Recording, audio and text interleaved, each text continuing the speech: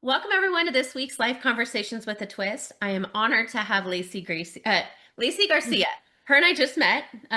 Like most podcasters, we get reached out to by all these amazing women who are doing such great things in our community and women empowerment and all of the things. And I really think the work that you're doing very much aligns with what my podcaster listeners are all about, and especially for the work that I'm doing too. So I'm super excited to have this conversation. So welcome.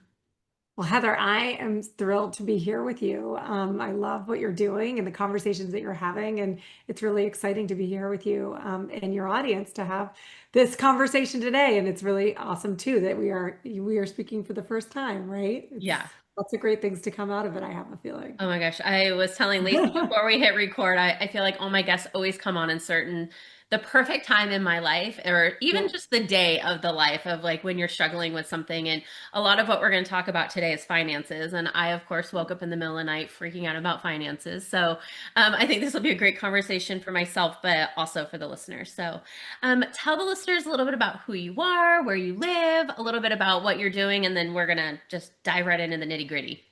Great. So, I would say I first am a mother, but I spend so much of my time.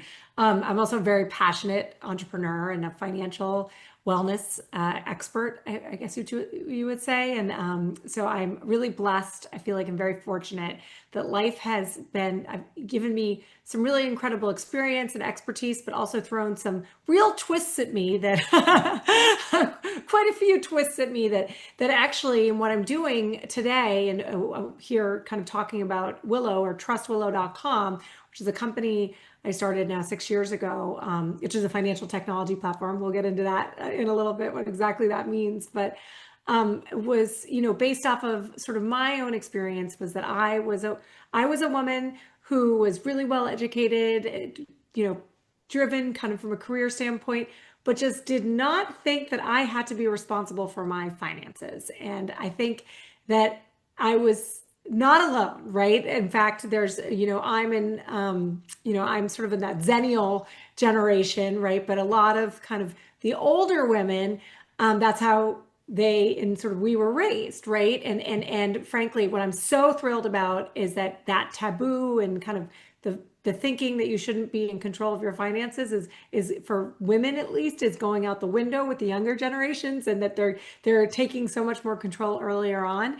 But one of the things I'm super passionate about what we're doing at Willow is we are training and vetting financial advisors and then introducing them, kind of matchmaking them with individuals, families who come and take our questionnaire, based around not just what your gender is and what your financial needs and what your financial needs are and what how much money you have, but also like what are you really looking for in a personalized trusted advisor, right? How can we ensure that you find somebody who doesn't just have the financial expertise, is a fiduciary, but is also someone that's going to have similar kind of life story, hobbies, passions in a way that you can connect with them. Because the reality is that finances are incredibly emotional. Like I believe that they are, your overall health and wellness, finances are very much foundational to that.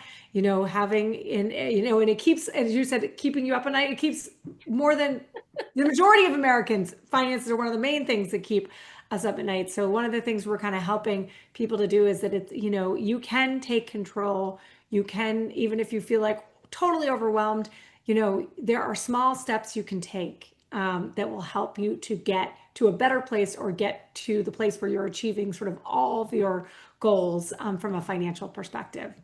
So good. I cannot wait to have this conversation. So, Yeah. you said your mom, how many kids? How old? Yeah, so I have an 11-year-old son who is sort of my world, right? And I actually always thought I'd be somebody who had a bunch of kids, and instead, when he was 3, I got divorced. So that was one of those twists, those unexpected twists, and that was also at the time where I went from sort of having given up control of my finances, but then unexpectedly becoming not just the main contributor, but then the sole provider, and then found myself, whoa, I have to clean up this whole situation and take real control, single mom with a very young child. And so ended up not having more children, but I happily some joke with people that I have lots of niece and nephew and godchildren, and I'm the type of person when I say you can drop them off at my house, I'm not even kidding, because because I am one of those people. I think it is, single parents. There's the pros and the cons, but we do have a moment to breathe a little bit more. So sometimes, or when you have an only child. Sorry, not single Yep. parents. I know single parents, it's very overwhelming majority of the time, but sometimes those only children.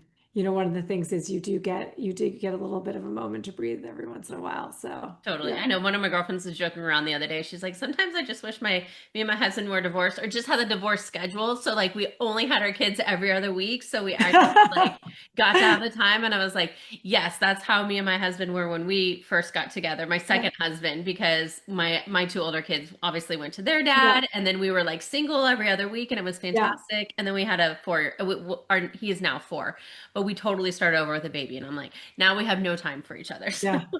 Well, but I think that there's like a lesson in there, right? Because it shows you that, actually I think it's an important message for women, for mothers, right? That like you need to take a minute for yourself to breathe, right? Because when you're just on 100% of the time and you're juggling work and you're juggling if you're relationship or if you're single parenting, it's just crazy. Regardless of whether or not you get the weekend off, which doesn't always end up that you're getting the weekend off. You're still there at the game or helping with the forgotten stuff or whatever it may be. But you do have to find how to carve out some time so that you can take a breath, right? You can sort of put that oxygen mask on yourself, right? Because I think what we have seen, one of the positive things we're seeing now through where there's a successful sort of co-parenting relationship is that parents are actually getting that chance to breathe, and then they're sort of able to be there more for their kids in that moment that they have them, right? Where they've really allotted that time. And so I think that that's actually something that's a thing, is an upside, right? But it's also something for every full-time parent, right? Like because you're still a full-time parent, even if you don't have your kids at yes, that yeah. particular moment. But for, if you really physically have them all the time, you still have to make sure that you can get just a few minutes to breathe, right? So you can take care of yourself and then be more present with them. So true. So did you like when you were growing up, were you always into finances? Like I feel like you're either a money person or you're not, or you're like into numbers or you're not. Like Yes. what was growing up for you? Did you always know you were going to be in finance, and like how did you even get down that path? Not at all. It was Okay. Most of the time it's complete usually that way. complete opposite. In Yeah. fact, I was a very good student, and math was like the bane of my existence. I struggled with math as early as elementary and high school, and I actually wanted it. And I went off to college. I was like, I'm going to be an econ major. Did my first semester that didn't go so well. So I no, I ended I was first a teacher. I was an educator. I was in the nonprofit sector, and then I was really a marketer. I was very far away from the numbers, very far away from finance, and did not in any way, shape, or form expect to get here. So therefore, I can say with total confidence that if you're not a math person or you feel like you're not good at this or it doesn't come naturally to you, you can take, you can learn. You can learn it. You can learn. And it's actually probably something that's translated well because I am coming from it, not from somebody who just like lives and eats and breathes and thinks in numbers. Like I'm like the opposite. I'm like, I don't understand this. Like, how can we break it down and make it like relatable and understandable? And so, it was a very much of a lived experience of like waking up and effectively not being in a good place financially and really needing to figure everything out. And at the same time, I actually had ended up I went from the marketing person to really was making this transition into becoming a financial advisor at the same time, right? And it was like, wow, on both fronts, I was like, okay, I'm counseling clients and I need to also have all the answers for myself, right? So it was a little bit of drinking from the fire hose for me, but that's one of the reasons why I'm so passionate about like making it as simple and what we're doing at Willow, trying to make it as like relatable and simple and as easy as possible because I know how scary and overwhelming and just really frightening it can be. Hmm. Did Yeah. you start this path pre-divorce or after divorce? Or was it the divorce that was kind of that moment where you're like, okay, great, now I've got to figure this out? Yes, no, I had gotten into the financial sector pre-divorce and was at while I was still married, sort of took on the role went from the head of marketing to becoming a financial advisor, to better support my family. But the starting Willow was all, really what I went through was the catalyst because I sort of, wanted to make, in some ways, it's like making lemonade out of lemons and also not wanting other women and really other people in general just to suffer the way that I did because of all the mistakes I made and the things that I didn't know that I like wish I knew then. So that's part of what I'm really trying to help to demystify and hopefully save a few folks some of the twists that you could maybe get ahead of Yeah. and control a little bit more than I did in my own experience. Do you think that there is hope? Like if you're somebody that's listening to this and like finance, you're not in a great Yeah, financial spot or you made a bad decision, is there hope that you can come out on the other side in a better place? 100%. Yeah. Because I I wouldn't. think people get Yeah, stuck, right? They're like, oh my gosh, I made this big mistake. I'm gonna be financially horrible forever, or whatever their mindset might be around that. But you're it sounds like you and your company like really put hope into people to like figure 100%. it out. Yeah. It's just like, I mean, I think with your financial picture, it's like any other situation in life when we think about like weight loss, right? And like, or so if you're in a bad thinking about like quitting like smoking or drinking or whatever, it all starts with like the baby steps, right? It all is like one day at a time, right? And if you found yourself in a tricky or difficult financial position, there are certainly actions you can take today to help to improve that situation and things that you can learn. And quite frankly, that will get you, very much like you can map out a path and get yourself out of that challenging situation and actually get yourself into a strong position down the road. So, yeah, I believe that very strongly. What do you think the biggest mistake is that we make as women in I mean, I know that this is a very loaded question, Yeah. but is it like is there one thing that you're seeing that or is constantly showing up for people that they're doing wrong or things that you wish you could be like just start here or Yeah. like what's your advice around that? Part of it is just failure to start. I Mm, think I think a lot of times we don't want to deal with it. hmm We're feeling like scared, overwhelmed, or ashamed, and we separate it. We're like, oh, I'll get to that like next week, or I'll get to that next month. hmm And like the reality is you gotta take care of it today. You gotta take that medicine today. So I think that that's something like I've seen, firsthand with people who've gotten into debt, for instance, right? And I'll have conversations and be like, okay, you got to call that credit card company right now. You've got to ask to renegotiate your interest rate or say you're going to close down. If you call them and have that conversation, good chances are you can get some of the debt reduced. You can get, that interest rate reduced. But if you just leave it, like only pay the minimum or don't pay it, then your credit's going to continue to get worse. The debt you owe is just going to continue to get higher. So that's like the type of example. It's like sometimes we just put things off, right? hmm And the putting things off because we can't deal ends up putting us in a more difficult, situation or thinking that we don't deserve like or we're not ready for help, right? The other thing is, I think that there's a lot of misunderstanding or a myth out there that you have to have a lot of money and you have to be in a great place like to work with a financial advisor. hmm And frankly, yes, there are definitely advisors who are amazing when you've got inheriting big sums of money or selling your business and like you're like everything is really strong and positive from a financial perspective. But there are also people and financial advisors and professionals who are there to help if you're on the opposite end of the spectrum, and certainly everywhere in between, right? So I think that that's one of the things too, is like not asking for help. So like either putting it off or not asking for help are the two main things that I see. And both of them, I think those are like those small steps, right? Nothing ventured, nothing gained, right? Like there's no, if you're already feeling like you're in a bad place, could it really get worse just because you like pick up the phone and call that credit card company, or you reach out and you like, for instance, it doesn't have to be trustwillow.com, but you go to another like free service and try to schedule a call with a financial professional, free call, so that you can at least start to get to Mhm. see what type of assistance and what type of help you could possibly get.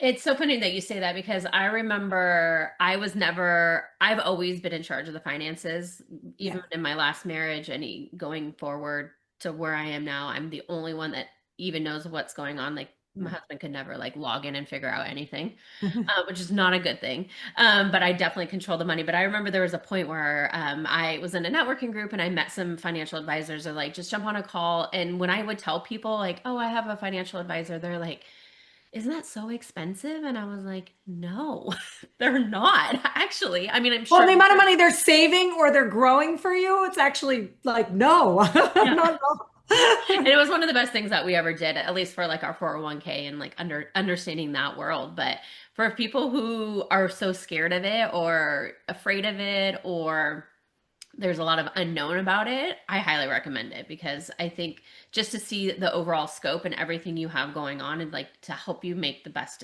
decisions was one of the best decisions I ever made.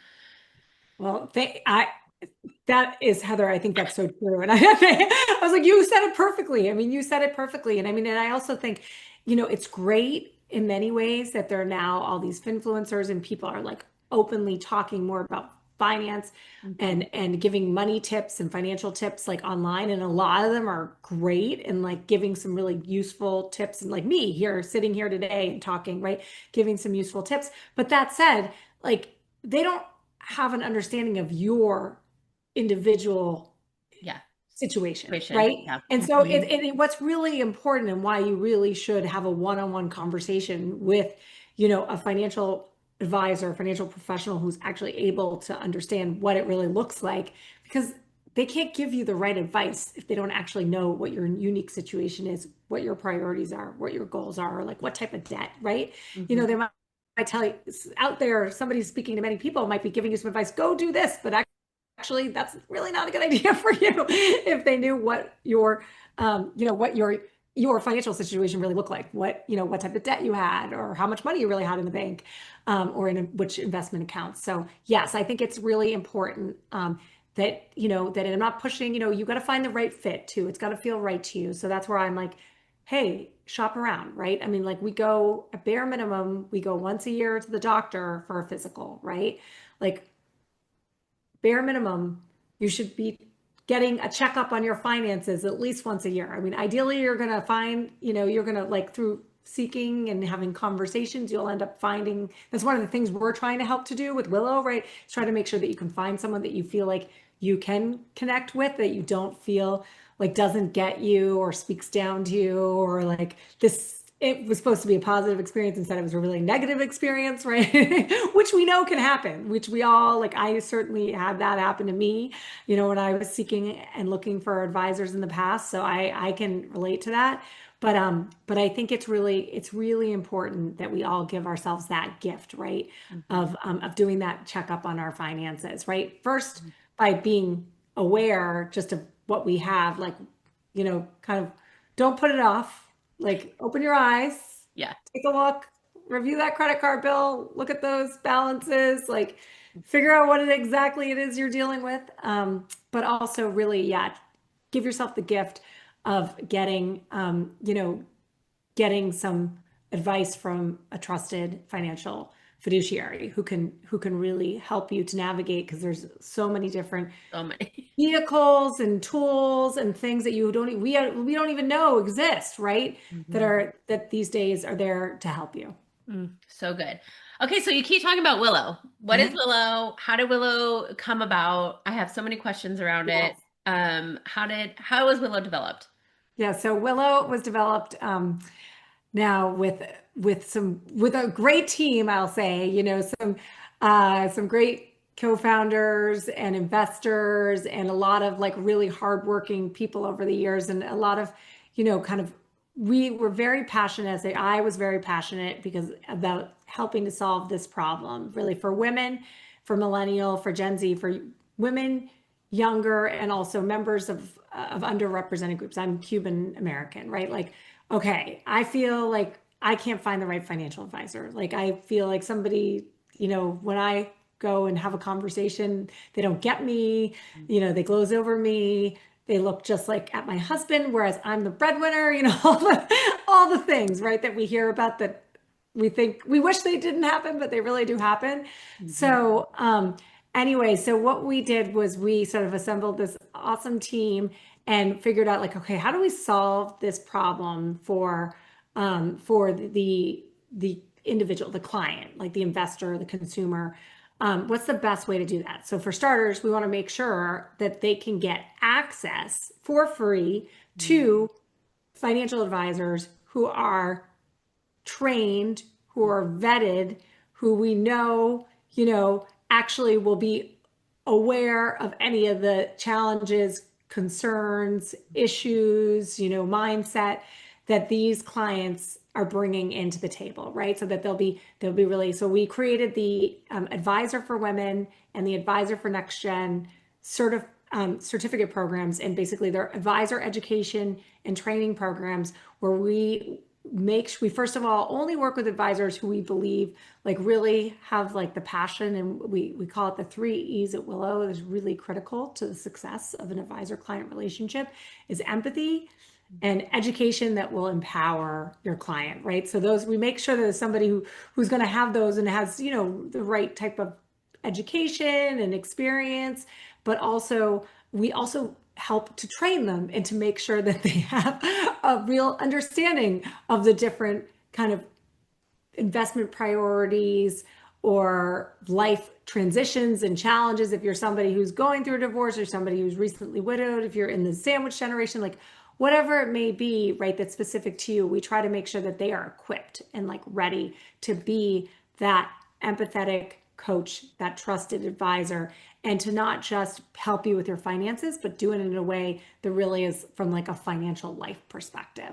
So, Are so they yes, employees of you? Like, or do they only work for Willow, or are they like individual financial advisors that are able to like be a part of this program? yeah, no, we are actually, that's where they do not work for Willow, right? They take our Okay. certificate program. We work in partnership with them. And Mm. through the certificate program and kind of earning their certificate, they're able to join our network. But no, they are actually coming from a wide range of small to larger firms, which allows for a lot more diversity, right? Too, that where they are kind of bringing in different perspectives and they're coming from all around the country. So I think that that's important. Yeah, they are not, we're working sort of with a wide range of different firms, a wide range of different advisors. Um, But I and love that you're able to help the consumer be matched to that perfect person. So like yes, if somebody's like wanting to invest in the stock market and like learn more about that world, I'm sure you have advisors just that are more educated around that, or they focus totally. a little bit on that. And I love that it's not one size fits all. It's really a unique experience getting matched. Completely. So that's where we have a range. We work with, we like to work with, well, we want to make sure that everybody gets to the right place, right? To someone who has the right experience and expertise for them and meets them where they are in their life. I will say, there are some really great services. People are listening, people who are like really just like in terrible debt and like don't have there are some really amazing services out there that are free. They're free kind of budget buddies from a coaching perspective. So there's a lot of kind of like nonprofits and and there's Savvy Ladies, if you know about Savvy Ladies, there's all these awesome kind of resources, right? And then there's really a lot of advisors who are really focused if you've got a couple $1 million and above, right? And then there's this like range in between, right? We kind of focus on that, like call it like the mass affluent, the range in between where you like have some debt, you've got some money, you're growing, you're trying to grow your wealth, you're trying to make sure that like you can afford the things you want to afford, but like who really specializes on helping you to get where you're trying to get to? And so that's kind of this where we see the area of the greatest need, and where we're focused on focused on bringing in kind of a range of advisors who can really help.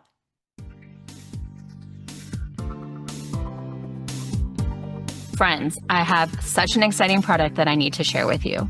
Are you someone who hates washing their face at night? Yep, that's me. For years, I never wanted to wash my face. And finally, I found a product that actually gets me excited to wash my face every night, and that is ClearStem.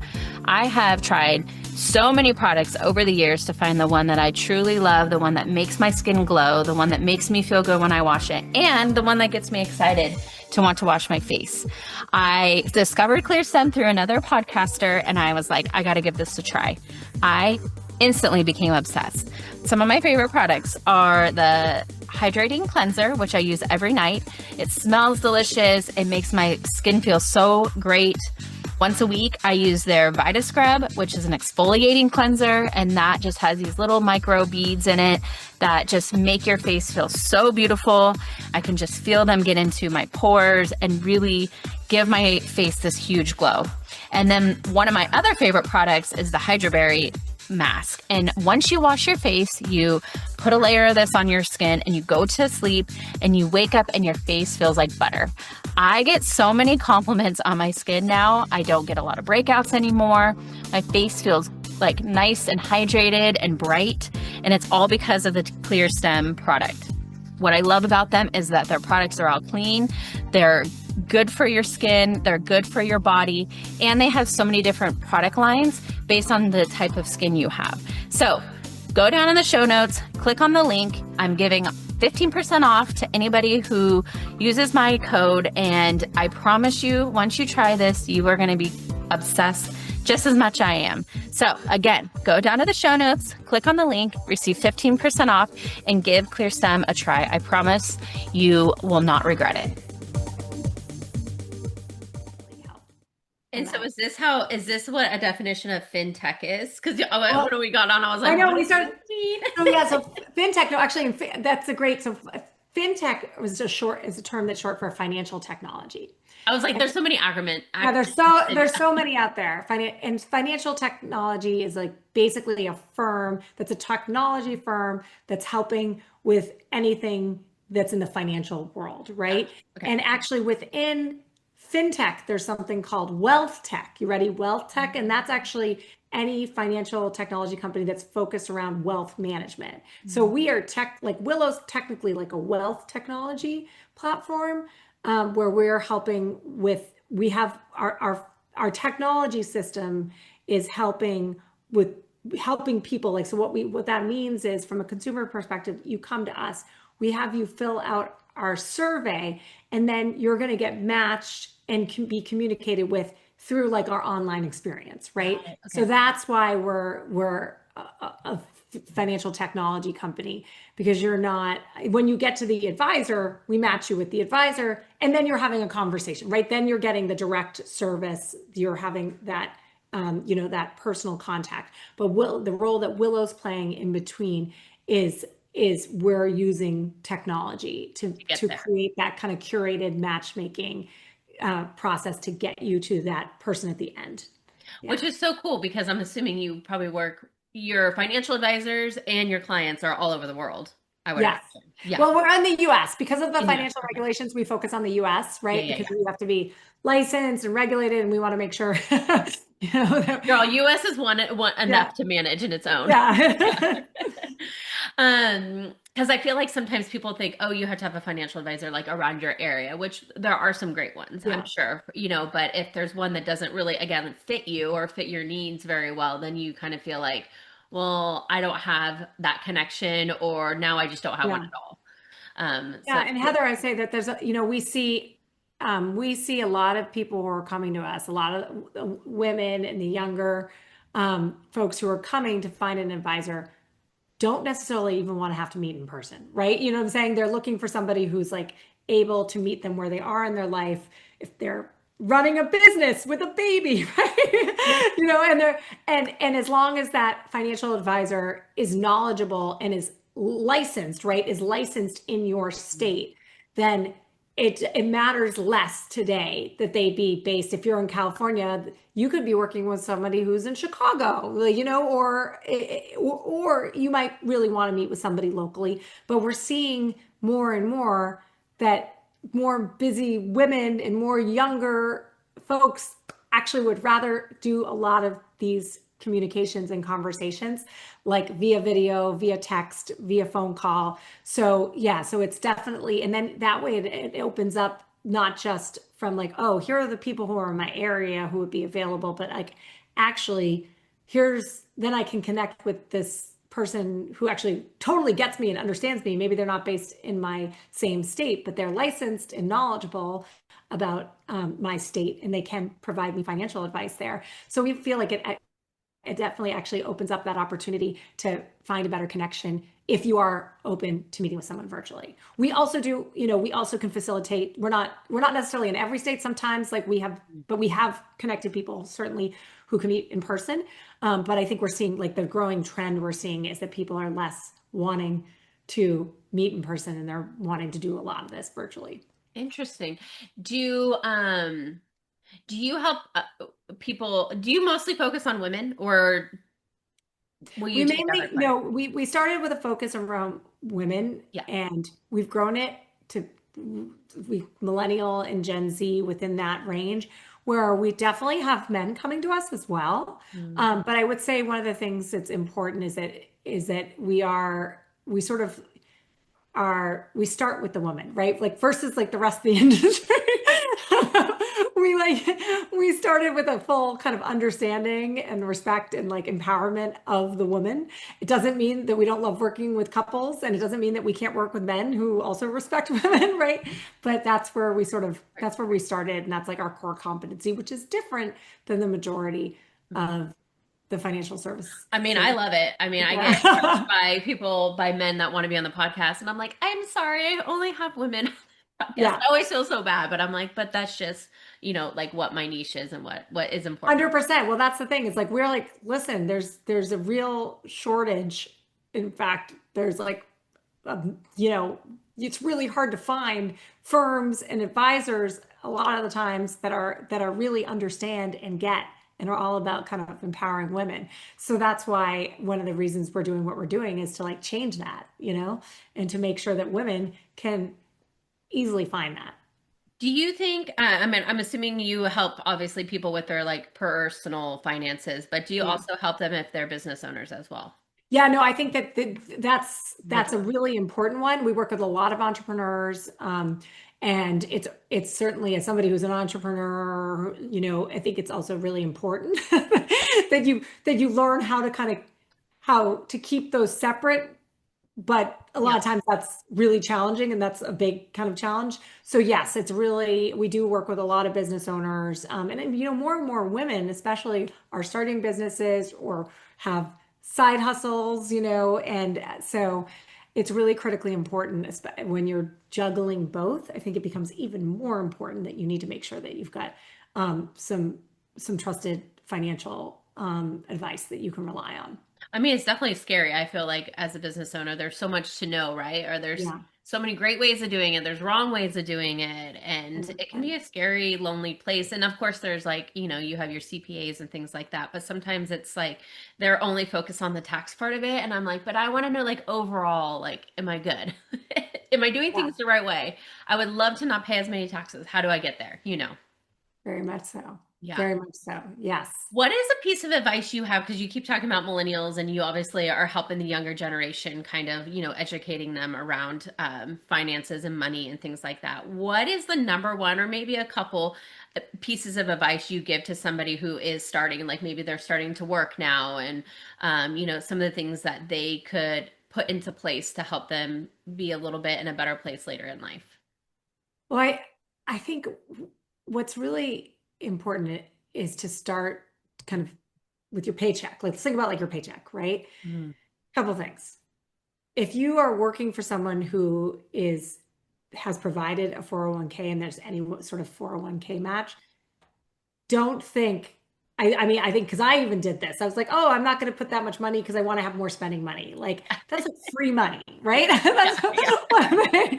It's like, definitely take advantage of your retirement account. And before the money actually hits your paycheck, I would also recommend making sure that some of it is going into an account for some savings, and some is also going to an account for you to save up enough to have investments, or it could be one account, right? So just, Mhm. I think you sort of automatically set these things up so that if you're getting a direct deposit, the money doesn't even hit your bank account. Like, so instead of being like, oh, I'm so excited, I have like $1,000 to spend.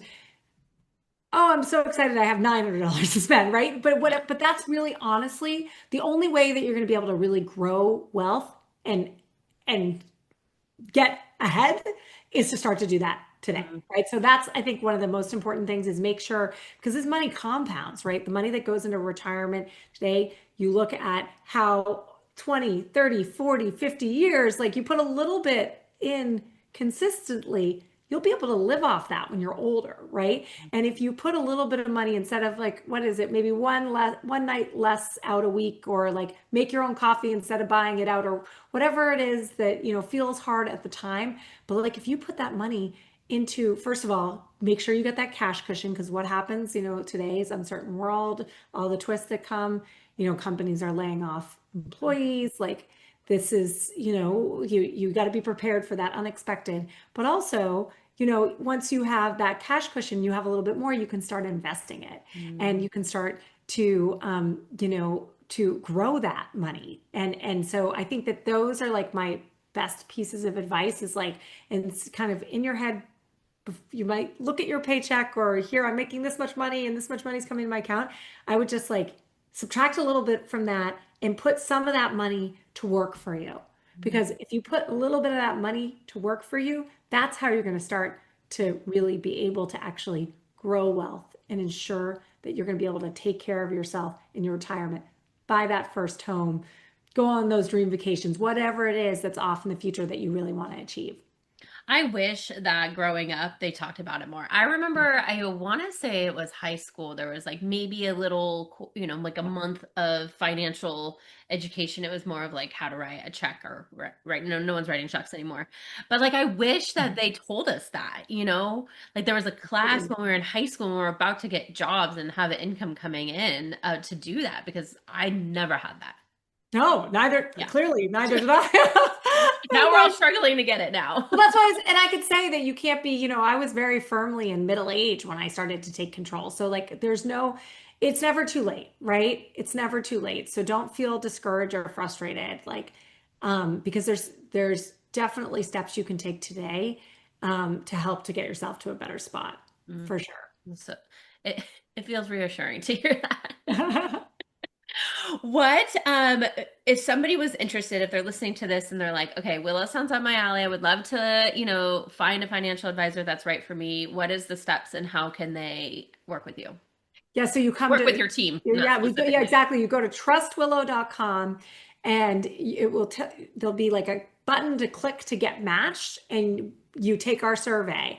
And that way, then you'll get actually matched with 3 different options, of advisors that, that sort of the algorithm helps based upon the information. We'll ask you a lot of questions, doesn't take that long.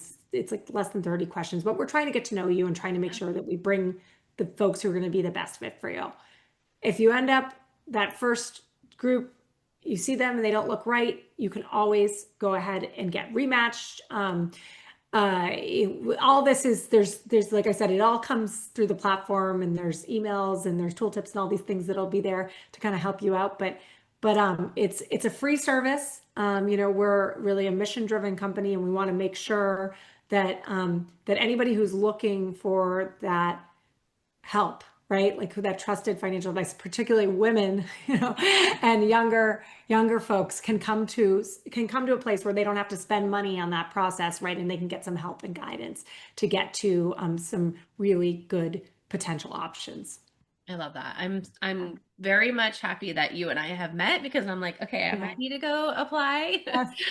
Again, like I have some, but not where they're looking at every single part of Yeah. my businesses. I have two businesses and, all of the 401k accounts that we have. Yeah. So it would be great to like have someone look at it holistically as a whole. Yeah. One of the things that I was looking over, what you really help people with, and it's a lot of the transition. So like if they are having like a life transition, and one of the things that comes to mind the most for me, or I hear the most, is women who either have been stay-at-home moms their whole baby's career, or since they've had babies and their husbands go to work and they don't have the income coming in for Yeah. themselves, and they either want to go back to work or maybe they want to leave their husband and they don't know how to do that. Yeah. What advice or what steps could they take if they're in a transition like that for them to kind of help get some um, inspiration and some tools to be able to like overcome that? Yeah, I mean, it's getting to be a better and better environment today, right? With like, there's the upsides, there's the downsides, but one of the upsides of what's happening with social media, right, and content creation is that you can turn whatever it is you're passionate about, or like it could be dog walking, right, into a side hustle, right? And you can from the comfort of your own home, like at night when everyone's asleep or whatever, you can get a business up and running. I was just getting served an ad right before I got on this about you could create a digital image that you sell for $17, blah blah blah. And we're all getting these ads and inundated with them. And I'm not saying to not evaluate them and look at them in face value, but like there's some truth in here, right? There's some definite truth in here. So I think one of the things that's really encouraging today is that there is this, what used to be the gig economy, what used to be like non-mainstream has become like more and more mainstream, right? Like we are about like, all the tax advantages to having like Airbnbs, right? Like Yeah. there's a lot of things I think that you can do that are not kind of within that traditional work path today that actually there's a low barrier to entry. Like you can get kind of going on them pretty right away. You can figure out really quickly whether or not people want to buy it or not. It's like, and there's a lot of tools, online kind of tools, coaching classes, assistance to help you kind of get up and running with those things. So it's a lot more accessible, right? It's not like this path towards all of a sudden, oh my goodness, the only way that you could, if you were a stay-at-home mom and you're responsible for childcare and you really want to go back to work, like there's only the traditional path where you have to figure out childcare for your children, and like that doesn't exist anymore, right? Or that's not that it still can exist for sure, but I mean there's all these other paths, which I think is really encouraging. And I think that's also something, I think the one main thing that and in hindsight, like I think my mom actually kind of did tell me this, and I wasn't listening as much as I should have, but she sort of like, and my parents have been very helpful, I will say, but she was always like, you want to keep something for yourself. Like, even if you're a stay-at-home mom, that doesn't mean, we know how much you see all the time now, right? That stay-at-home mothers, or if there are more and more stay-at-home dads, by the way, or stay-at-home partner, whoever it might be, that they should be earning like almost $200,000 a year, right? For the work that they're contributing. So that's really true. But like at the same time, like kind of make sure that you've got some of your own money. So however you do that, right? If there's a way that you like think about the side hustle, think about like having your own, tutoring or coaching or dog walking or like marketing business, like whatever it is that's going to help you to have access to your own money. That is, money really can provide opportunity and unlock the key to like freedom or transition or movement, right? So that you don't have to stay in a relationship that's no longer serving you. And I think that is a lot, as we look at some of the things that I know, we're living in these uncertain times, but if you look back at the women in the 50s and the 60s, like they didn't have it out, right? There was, and it might feel like you have nothing, but like there are a lot more options today. There's a lot more options. So I encourage you to really take a look, think about it, because there's probably something that you can figure out how to do, that could be the path towards like 10 times more success than a traditional career path. It's wild to me to Yeah. see some of the Right? success stories around people like just having a little side hustle or posting Amazon reviews or, Yeah. doing these things. And I'm like, wow, like it's insane to me. But right, but this is the thing, right? And Yeah. it's like this whole new, like it used to be the, the gig economy, but it's like these are now, there's all these, ways that you can kind of very quickly follow what other people are doing, right? And get access to an income stream. So I think it's a real opportunity. And it's really open. It's changed the answer to this question like a fundamentally different way, right? Well, and it's wild. I mean, my like mommy group of friends, we always talk about it, how we all work from home or we have our own Yeah. businesses, how we're able to just go pick up our kid because they're sick at school or picking them up to, their minimum days and then they have, sports after school or all these extra things and you're constant and I'm like, how would we be able to do that if we were working 8 to 5 in an office? Like we couldn't. And so Right. I feel like so much of that has shifted now and allowing Right. us to do more things from home. Yeah, and the other thing is too, like if you are looking to go back into a more traditional career path, I had a girlfriend who I talked to who had an awesome career, has been home, I think, for the last 8 years with her 3 kids. And she's like, can't believe I'm doing it. And I'm going back. And she was like, she's like, I've been so in my head about it for, I've been like so nervous and so worried and so this. And she's like, I just started talking to people. And she's like, you know what I realized? She's like, they're so excited to get me back because they realize I've been running a house with 3 kids and I can get stuff done, right? So the thing is, too, like it doesn't, I think that people completely respect and understand like career breaks and also realize that like staying home, managing a household and all these other things, like put them on your resume, right? A hard job. There's hot jobs, right? Like, don't be like, I think that's one of the things too, like that I've seen with a couple of resumes. It's like, I would say, put it on your resume. What have you been doing? Like managing the household budget, doing XYZ. Like, the reality is, like, it's not like, I mean, maybe you have been just like sipping pina coladas, but like, I highly doubt that's the case. Yeah, yeah. So like tell people what you've been doing, right? Because those Mhm. skills are really transferable. And especially in this world where so many we're working virtually or it's a hybrid work environment, like, that you're able to work in a virtual or a hybrid, work environment. And the other thing too is like women are driving so much of consumer purchasing power, Mhm. and we see what's happening in the financial world, the wealth transfer that's happening, that women are going to control as much as $34 trillion worth of wealth just by 2030 in the US alone. And so much, like there's $16 trillion that's currently moving over. So the reality is like, having these skills and that experience like puts you in touch with like the number one consumer for most of these companies, right? Their target client. So I wouldn't underestimate those. I would certainly play them up. So good. I have loved this conversation so, Yeah. so much. I'm inspired for my own world. Is there anything that we didn't talk about that you want to talk about or that you want to leave the listeners with? I think we've talked about so much. It's been such a great conversation. I think, yeah, I just reiterate. I'd reiterate like one of the things is like taking, whether you're feeling like excited and like things are going really well, and you want to figure out like, how to really like make sure that you're growing your wealth the right way.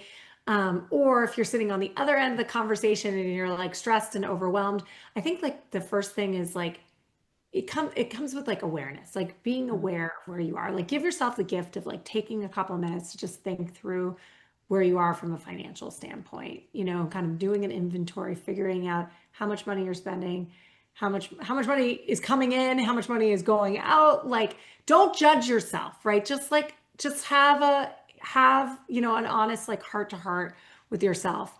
And then, give yourself the gift of like asking for help. And by the way, like there's a whole industry out there that like wants to help you, right? This is like, you're Go not use asking for a them. favor. You're not asking for a favor. Like use them, right? Use Yeah. them. Yeah. They want to work with you. They want to work with you. And I think no matter where you are, like take a moment to give yourself some grace, right? Because like whether or not you feel like you're crushing it, like yes, then enjoy that. Or you feel like you're way behind, like you're probably doing a much better job, and you're maybe not quite as great a job as you think you are, right? So the reality is like give yourself some grace, and like I think, but just also give yourself the gift of like becoming aware, because like whatever it is you're looking to achieve from a financial perspective, like it really does start with awareness and then asking for help. So So good. So yeah, good. Thank you for inspiring me. I'm sure you inspired others. yeah. We'll put in the show notes how everyone can find you and follow you and Mhm. do all the things, work with you, hopefully. I know I'm very interested in this. So Yeah. I'm so glad that we were connected, and thank you for being here. Heather, thank you so much for what you're doing and for having me on today. Awesome. Thank you. Okay, And thanks everyone for listening. I Yeah. know, right? I gotta love my listeners. Yeah.